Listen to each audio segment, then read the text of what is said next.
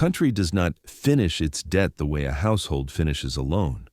It rolls it, manages it, and sometimes survives it by inches. That sounds reckless until you see the machine behind it. Picture a quiet room in a finance ministry. The walls are plain, the coffee is bitter, and the calendar is the real boss. On that calendar are red circles, bond maturities, not one, but hundreds. Every circle is a promise coming due. The question in the room is never, will we be debt-free? The question is, will the next auction clear? Modern government debt is designed to be refinanced, not extinguished. When a government borrows, it rarely borrows from a single lender with a single payoff date. It sells bonds to a market, banks, pension funds, insurance companies, mutual funds, and often foreign reserve managers. Those buyers want something that looks boring, a safe asset that pays predictable interest. Governments want something that looks boring too, funding that arrives on schedule. The result is a contract that can be traded, priced, and replaced. A bond matures. The government pays the holder. Then, almost immediately, it issues a new bond. The old debt disappears and a new debt takes its place. People call this rolling over debt, and the phrase is accurate in the way a conveyor belt is accurate. The belt never stops. The items change, but the motion continues. So why not stop the belt and pay everything off? Start with the simplest answer, because the economy is not built to do that without pain. If a government tried to pay off all outstanding debt, it would need to run enormous budget surpluses for years. That means collecting far more in taxes than it spends. It sounds virtuous until you translate it into daily life. Large surpluses pull money out of the economy. Less public spending means fewer contracts, fewer public services, and less income for households that depend on those sectors. Higher taxes mean less consumption and less private investment. In a fragile economy, that is how a debt payoff drive can turn into a recession, because the public sector is withdrawing cash faster than the private sector can replace it. Debt reduction is often a polite name for withdrawing demand. Now add another reality most people miss. Government debt is also the private sector's savings vehicle. A government bond is the government's liability, but it is someone else's asset. Pension funds use bonds to match long-term payouts to retirees. Insurance companies use bonds to back promises they may owe decades from now. Banks use government bonds as collateral, and central banks use them for monetary operations. If you remove too many bonds, you remove a core piece of financial plumbing. This is why a debt-free government is not automatically a stronger government. It can also create a shortage of safe assets, which pushes savers and institutions toward riskier substitutes. When safe becomes scarce, the system does not become safer. It becomes more fragile because it forces the search for yield into places that can break. The world needs safe assets, and governments are the largest factories that produce them.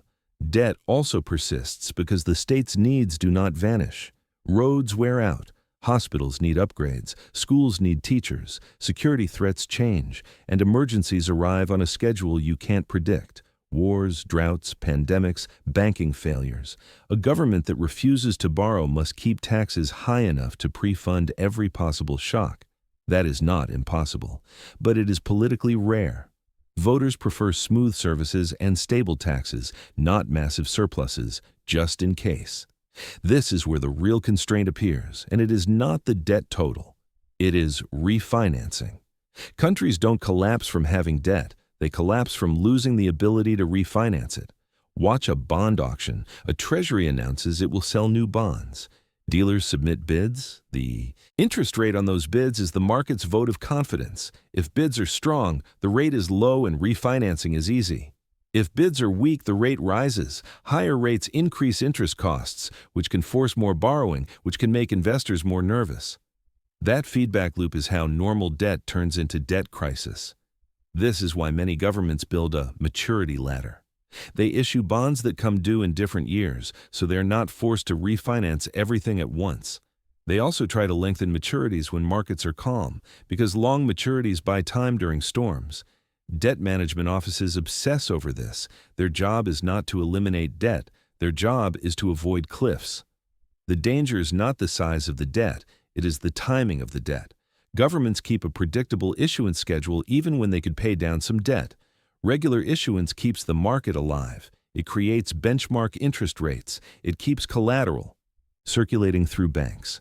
It trains the country's financial muscles so that when a shock hits, the state can raise funds quickly without reinventing the wheel. Even governments that run surpluses often keep issuing some bonds, then use the cash to buy back older debt.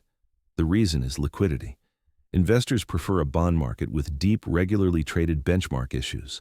Those benchmarks help price mortgages, corporate loans, and business investment.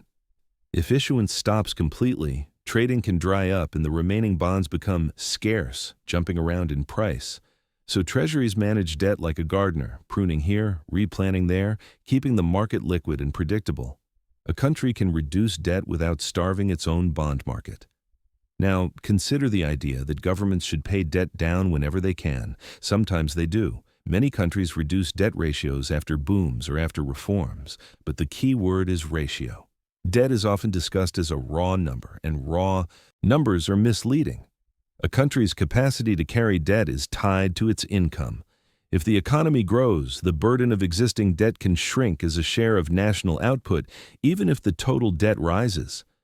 A growing economy can outpace a growing debt. History shows this clearly. After World War II, several advanced economies carried very high debt burdens, yet they did not pay it off in a dramatic payoff. They managed it over time through growth, moderate inflation, and steady primary surpluses in some years. The debt ratio fell not because the debt vanished, but because national income rose and refinancing remained possible.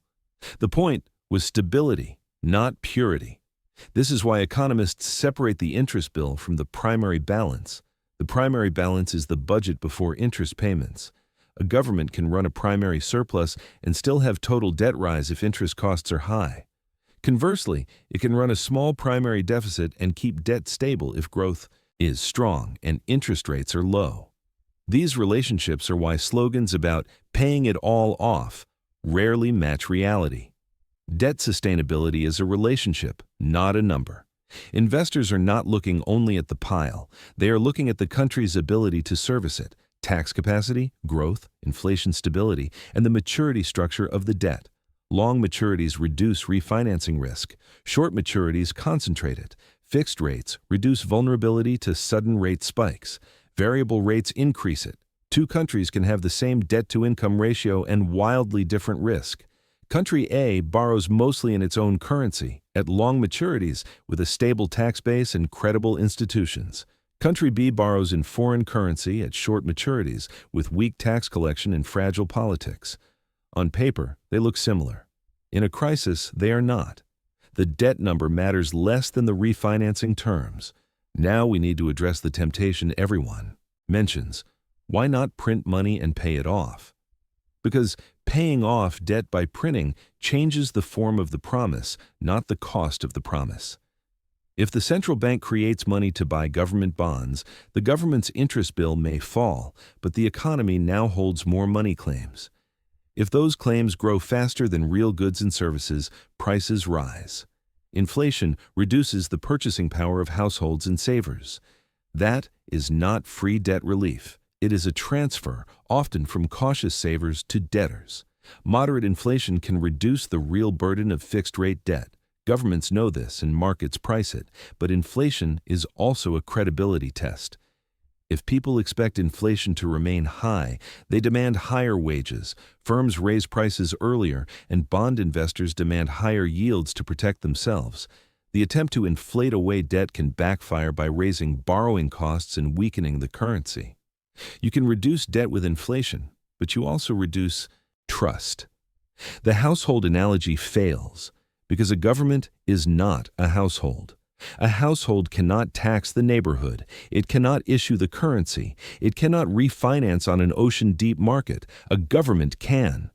But that does not mean a government has no limits. It means its limits are political and institutional. Can the state collect taxes efficiently? Can it restrain spending when it must? Can it maintain rule of law and stable contracts so investors trust long-term repayment? Can it keep debt mostly in local currency so it is not trapped by foreign exchange? These are the levers that decide whether the rollover machine runs smoothly or shakes itself apart. In healthy systems, debt is a tool. It funds long-term investment and smooths shocks. It provides the safe assets that pensions and insurers need. It creates a reference rate that helps price private loans. It supports financial stability by giving banks reliable collateral. In that world, paying it all off is not a goal. It can even be a mistake. In unhealthy systems, debt becomes a habit that replaces reforms. Borrowing papers over weak tax collection. Borrowing delays hard political choices. Borrowing concentrates maturities in the near term. Borrowing in foreign currency creates a trap. Then, when confidence breaks, the rollover machine stops and the government faces a brutal menu: austerity, emergency loans, restructuring, capital controls, or default. A debt crisis is not a math problem. It is a fight over who absorbs the loss. So why do governments never pay off debt? Because the modern economy is built around a circulating stock of government liabilities that function as private assets. Because paying it all off would require prolonged, extreme surpluses that often damage growth in public services. Because refinancing is cheaper and smoother than liquidation. Because growth changes the burden, and because what matters is not reaching zero but maintaining credibility, so the conveyor belt keeps moving. Return to that finance ministry room. The red circles on the calendar never vanish. They shift. New ones appear. Old ones are crossed out and replaced. The staff does not chase a fantasy of debtlessness. They chase continuity. Auctions that clear, interest bills that remain affordable, and a maturity schedule that does not bunch into a cliff. In the end, government debt is less like a mortgage you finish and more like an infrastructure system you maintain. You do not measure success by making the pipes empty. You measure success by keeping pressure steady, leaks rare, and confidence intact. And when you hear the phrase, "pay it all off," remember what it really implies. Years of surpluses, years of lower spending, years of higher taxes, and a financial system forced to replace its safest asset with something riskier. It is the difference between a stable state and a sudden stop. That is why governments rarely aim for zero. They aim for something more realistic and more valuable. A debt that can be carried without panic, rolled without drama, and trusted without constant reassurance.